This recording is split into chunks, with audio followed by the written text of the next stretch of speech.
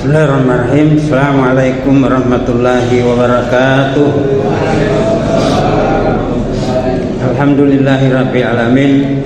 Wa bihi nasta'inu ala umri dunya waddin. Wassalatu wassalamu ala nabiyil karim sayyidil mursalin wa ala alihi wa sahbihi ajmain, amma ba'd. Jamaah dirahmati Allah Subhanahu wa taala. Syukur alhamdulillah pada malam hari ini kita masih diberikan nikmat kesehatan, kekuatan, dan teristimewa nikmat iman dan Islam, sehingga kita bisa hadir bersama-sama di masjid kita ini untuk menunaikan ibadah salat berjamaah dan amalia Ramadan lainnya. Judul ceramah kita pada malam hari ini, berbuat baik kepada tetangga atau memuliakan tetangga. Agama kita memerintahkan untuk melakukan dua hal. Kalau kita melakukan dua hal ini, maka insya Allah kita akan selamat dunia dan akhirat.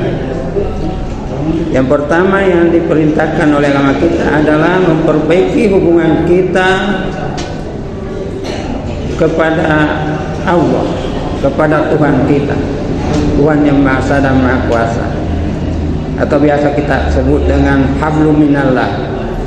Dan yang kedua adalah memperbaiki hubungan kita dengan sesama manusia, bahkan dengan sesama makhluk. Jadi kalau dua hubungan ini bagus, maka insya Allah kita akan selamat dunia dan akhirat. Dalam hubungan-hubungan ini agama kita mengatur kepada siapa kita untuk berbuat baik. Ya. Dijelaskan dalam surah An-Nisa ayat 36, Allah Subhanahu wa taala berfirman, "Bismillahirrahmanirrahim, wa'budullah", sembahlah Allah. Ya, jadi yang pertama-tama diperintahkan kepada kita adalah beribadah kepada Allah Subhanahu wa taala. Wala tusyriku bihi syai'an, dan jangan kamu mempersekutukan kepadanya dengan sesuatu pun. Artinya agama kita memerintahkan untuk beribadah kepada Allah, mentauhidkan Allah, karena Dia yang menghidupkan kita, mematikan kita, memberikan rezeki kepada kita, memberikan perlindungan kepada kita, memberikan rahmat kepada kita, memberikan nikmat, berkah, dan seterusnya. Jadi ini yang pertama perintahkan. Setelah kita beribadah kepada Allah, maka Allah Subhanahu wa taala memerintahkan kepada kita wabil walidaini ihsana, dan berbuat baiklah kepada kedua orang tuamu. Berbuat ihsan, berbuat ihsan artinya berbuat baik, ya, berbakti, ya, kepada kedua orang tua kita. Ibu kita melahirkan kita, menyusukan kita, mendidik kita, lalu ayah bapak kita mencarikan rezeki kepada kita, ya, akhirnya kita bisa dewasa dan seterusnya, ya. Setelah kita berbuat baik kepada kedua orang tua, seterusnya yang ketiga Allah merintahkan wabisil kurba, kepada kerabat, kepada anggota keluarga, ya. Jadi harus harmonis hubungan kita, ayah dan ibu, suami istri, saudara-saudara, anak dan orang tua, harus bagus hubungannya, ya. Sehingga Nabi mengatakan al-baiti jannati, karena bagus hubungannya di dalam rumah tangga, karena Nabi mengatakan rumahku adalah surgaku. Seterusnya waliyatama, kita diperintahkan berbuat baik kepada orang anak yatim, baik yatim atau yatim piatu, seperti Nabi kita seorang anak yatim. Nah, makanya Nabi merintahkan kepada kita untuk berbuat baik kepada anak yatim. Selanjutnya wal masakin, kepada orang miskin. Saya perintahkan untuk menolong orang miskin. Barulah kemudian ayat mengatakan wal jari sil kurba, kepada tetanggamu yang dekat. Nah, wal jari junub, dan kepada tetangga kamu yang jauh.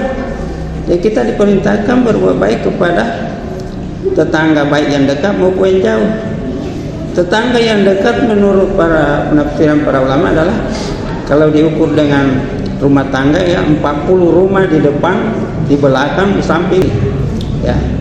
Itu jadi cukup luas sebenarnya kita punya tetangga kalau kita mengukur dari segi rumah tangga, segi banyaknya rumah ya.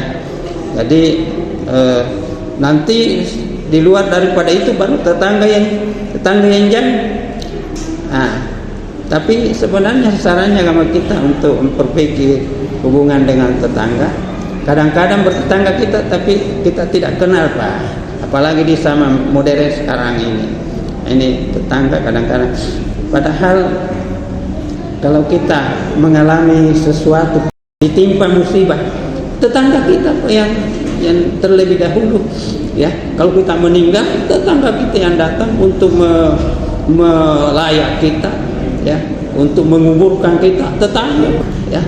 Nanti di belakang meskipun keluarga kalau dia jauh, nanti di belakang dia terlambat ya. Jadi tetangga.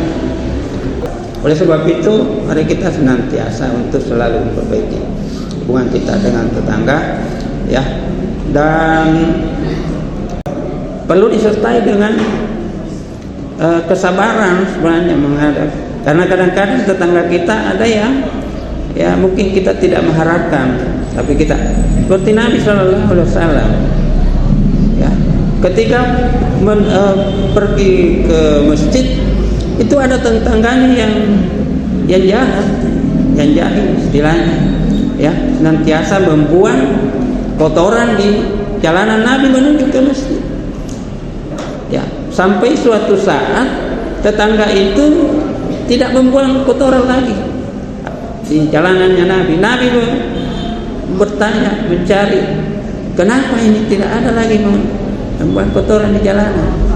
Setelah Nabi mendapatkan berita bahwa tetangganya itu sakit, ternyata Nabi lagi yang pertama-tama ya menjenguknya dia ya. Maka orang itu kemudian tersadar, dan dia bukan Islam, Pak. Makanya tadi itu tetangga yang dekat dan tetangga yang jauh, salah satu penafsirannya tetangga yang dekat itu sesama muslim, dan tetangga yang jauh itu tetangga yang bukan Islam, non muslim.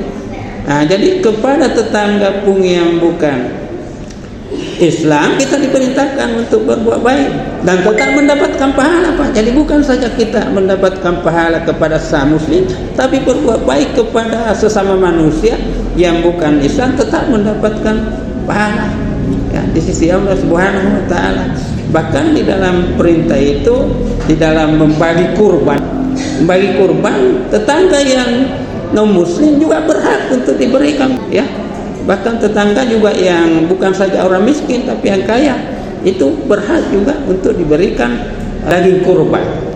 Demikian seterusnya jamaah yang dirahmati Allah Subhanahu wa taala. Oleh sebab itu khususnya di bulan suci Ramadan ini mungkin ada yang pernah retak hubungan kita dengan tetangga. Hari kita berusaha untuk memperbaiki ya, untuk memperbaiki. Karena itu dalam Quran disebutkan wala tafarraqu, jangan kamu bercerai-berai ya, jangan kamu bertengkar dan sebagainya ya. Kita diperintahkan untuk memperbaiki. Memang diperlukan pengorbanan perasaan, Pak. Makanya kita perlu menjaga keretakan hubungan khususnya dengan tetangga, karena kapan terjadi keretakan biasanya sulit untuk memperbaiki kembali. Tapi kalau kita rela berkorban, rela kita korban perasaan, bahkan korban harta, yang penting bagus hubungan kita dengan tetangga, kita bisa memperbaiki kembali sehingga hidup kita di dalam rumah tangga dan bertetangga menjadi kita nyaman ya dan bahagia. Demikian kurang lebihnya mohon dimaafkan. Asminallah afatun karib wasyiril mu'minin. Assalamualaikum warahmatullahi wabarakatuh.